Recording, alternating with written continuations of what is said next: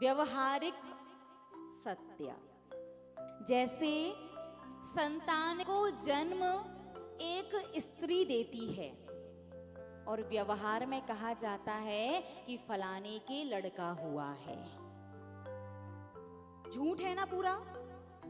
फलाने के लड़का हुआ है। पुरुष ने जन्म दिया है क्या संतान को? स्त्री ने दिया। तो झूठ होने के बाद भी सच है। किस सच की अपेक्षा? व्यवहारिक सत्य की अपेक्षा। जैसे कहा जाता है चीनी का डिब्बा। डिब्बा चीनी का देखा है आपने कभी?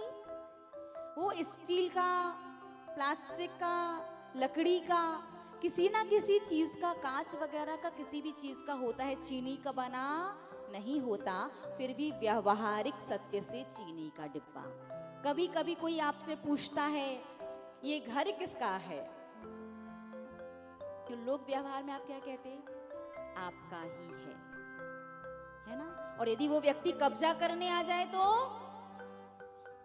कोर्ट केस कर दोगे। तो ये लोक व्यवहार सत्य की अपेक्षा है, कह दिया भैया आपका ही है। लेकिन लोक व्यवहार में भी लोग कभी कभी अति ही कर देते हैं। अति इस प्रकार से हो जाती है, हमें कोटा की घटना याद आ रही है। आरेका संघ का सन 2019 का चातुर्मास कोटा में हुआ। आहारचर्या के बाद एक माताजी वापस संतशाला आ रही थी। रास्ते में एक श्रावक का घर आया। अब श्रावक को बताना था कि ये उसका घर है। अब साधु को कैसे बताया जाए?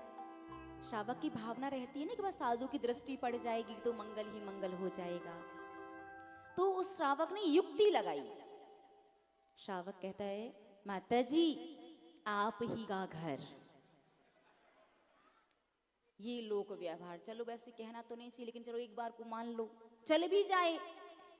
माताजी समझ गई कि ये श्रावक क्या कहना चाह रहा है, इसका घर है। अरे अति तो तब हुई जब वो श्रावक संतशाला पहुंचने के बाद अपने बच्चों को लेकर के आया,